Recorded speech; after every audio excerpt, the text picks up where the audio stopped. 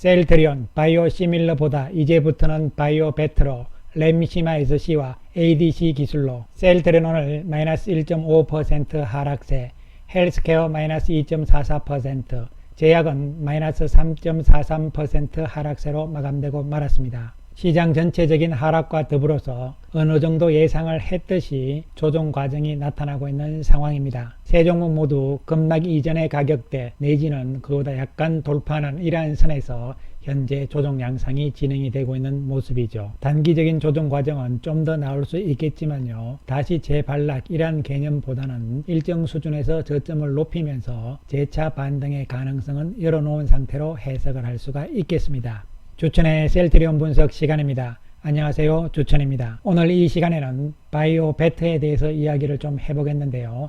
그에 앞서서 바이오시밀러에 대해서 다시 한번 복습을 해보게 되면요. 글로벌 바이오시밀러 시장 자체는 2020년을 기준으로 해서 연평균 성장률이 15%대거든요. 즉 다시 말씀드리면 작년에 비해서 올해 성장하는 것이 15%다. 이런 개념이 되는 것이죠. 또한 바이오시밀러 시장은 경쟁이 치열해지는 레드오션 시장이기 때문에 과거와 다른 환경이 완전히 바뀌었다는 측면에서 언급을 드린 바가 있습니다. 그런데 이와는 달리 바이오베트 시장은 조금 다르다 이렇게 보셔야 되는 것이죠. 캐나다의 조사기관인 이머전 리서치의 글로벌 바이오베터즈 마켓 2019년에서 2030년 자료를 보시게 되면요.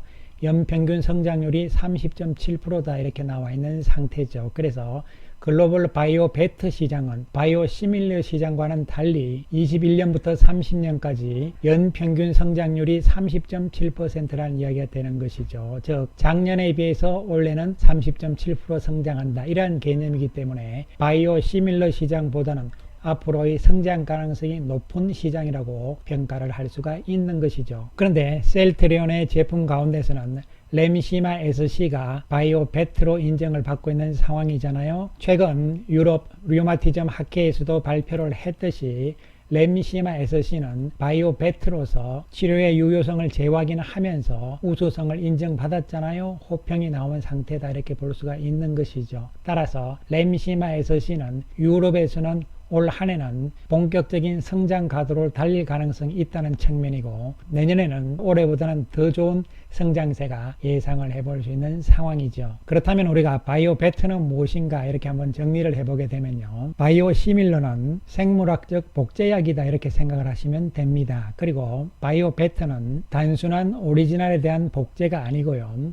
오리지널 약품보다 뭔가 개선이 된 것이죠. 그래서 제형을 개선했다든가 투여 횟수를 축소를 했다든가 또 효과, 약효가 개선이 되었다든가 이러한 부분들이 입증이 된 의약품을 우리가 바이오베트라고 이야기를 하는 것이죠. 이에 따라서 특허가 인정이 됩니다. 그리고 오리지널 제품의 특허 만료 기간과 상관없이 언제든지 시장 출시가 가능합니다. 물론 임상 과정을 거쳐야 되는 것이죠. 그리고 바이오베트는 오리지널보다는 가격이 2배 내지는 3배 비싸다는 이야기가 중요한 부분이 되는 것이죠. 바이오시밀러는 오리지널보다 싼 것이죠. 30% 정도 쌉니다. 그래서 오리지널의 70% 정도를 가격을 유지를 하지만 바이오베트는 오리지널보다 비싼 가격으로 판매가 될 수가 있는 것이죠. 그렇다면 바이오베트에 대해서 좀 더 살펴보게 되면요. 바이오베트는 5가지를 우리가 바이오베트라고 이야기를 합니다. 첫 번째로 약물 흡수 개선 플랫폼, 두 번째로 SC 제형으로 변경하는 플랫폼,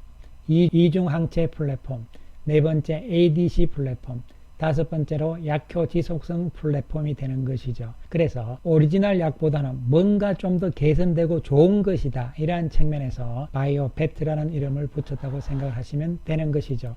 그런데 램시마 SC는 유럽에서는 바이오베트로서 인정을 받았잖아요. 따라서 2037년까지 20년간 독점이 유지가 되는 것이죠. 또한 현재 미국에서 임상 3상 중인데요. 2023년 8월에 3상이 최종 완료될 예정에 있는 것이죠. 이에 따라서 셀트리온 그룹의 핵심은 올 한해는 램시마 SC에 달려있다는 측면을 계속적으로 강조 말씀을 드린 바가 있습니다. 실제적으로 유럽 시장에서 작년 연말까지 램시마 SC의 점유율이 조금씩 증가세를 보여주면서 8%대까지 올라와 있는 상황이죠. 올해는 좀 더 시장 점유율을 높여야 될 것이다 이렇게 보여지는 것이고요. 실제 그 가능성은 높다고 볼 수가 있는 것이죠. 작년에 레미시마에서 SC로의 전환율이 독일이라든가 프랑스 쪽에서 조금씩 증가하는 추세가 나오고 있기 때문인 것이죠.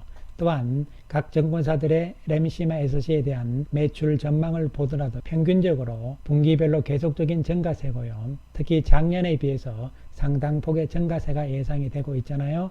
이것을 눈에 띄게 그림으로 보시게 되면요.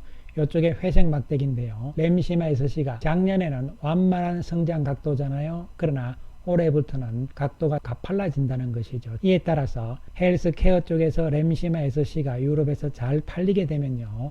셀트리온에서도 레미시마 SC 생산을 다시 시작을 해야 되겠죠. 셀트리온이 레미시마 SC 생산을 재개하는 시점 3분기가 될 것인지 4분기가 될 것인지 중요한 부분인데요. 레미시마 SC가 올해뿐만이 아니고 내년에도 좋을 가능성이라는 증거가 바로 셀트리온에서 언제쯤 레미시마 SC를 재생산할 것이냐, 이것이 가장 중요한 부분이라고 볼 수가 있는 것이죠. 또한 이러한 가운데서 바이오 베터의 또 다른 분야인 ADC 플랫폼 부분이잖아요. 이 부분에 대해서도 셀트리온 측에서는 착실하게 준비를 하고 있는 상황으로 보시면 되는 것이죠. 바로 영국의 익수다라는 회사를 지분 투자를 해놓은 상태잖아요. 따라서 ADC 기술로서 또 다른 바이오 베터를 지금 준비하고 있는 과정인데요. 그렇다면 ADC는 무엇이냐, 이런 부분이잖아요. 항체와 약물을 접합하는 기술이다 이렇게 보시면 되는데요. 여기서 가장 중요한 부분요.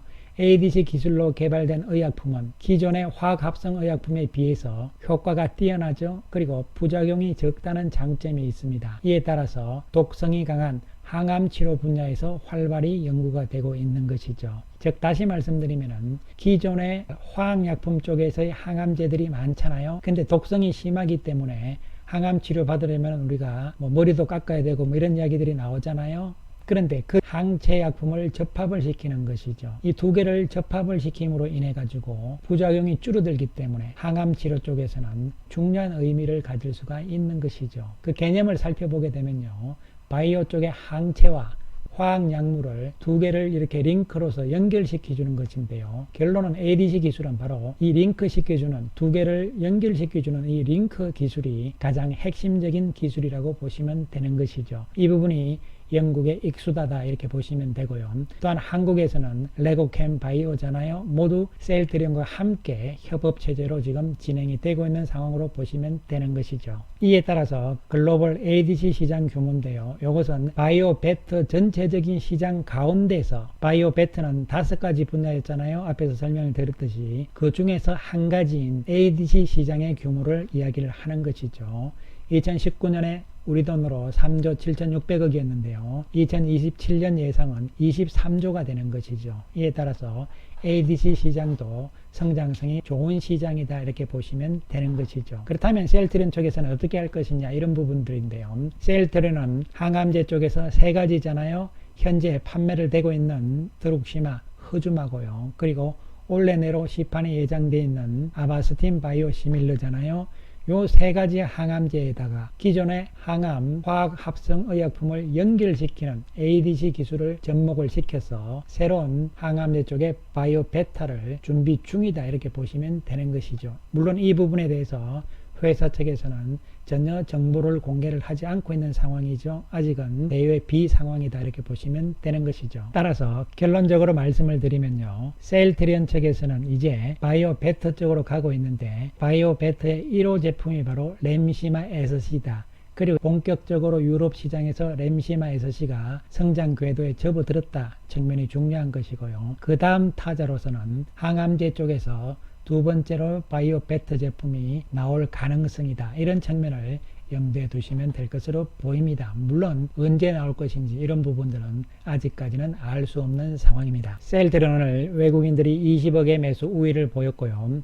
자사주 34,281주를 매수를 했는데요. 이제 남아있는 잔여 살 수 있는 가능한 물량은 27만 1,159주가 되는 것이죠. 창구별로 보시면 외국계 창구에서 약 4만 주 정도의 매수 우위가 나왔지만 실제적으로 외국인들은 12,700주를 매수한 것이고요. 공매도는 37,000주대인데요. 평소에 비해서 비슷한 수준이라고 보시면 되는 것이죠. 단기적으로는 조금 더 조정이 나올 수는 있습니다만 조정 후 재반등의 가능성은 있어 보인다는 판단이죠. 또한 헬스케어는 오늘 외국인 20억 매수 우위가 되고요. 외국인들이 33,000주의 매수 우위가 됩니다.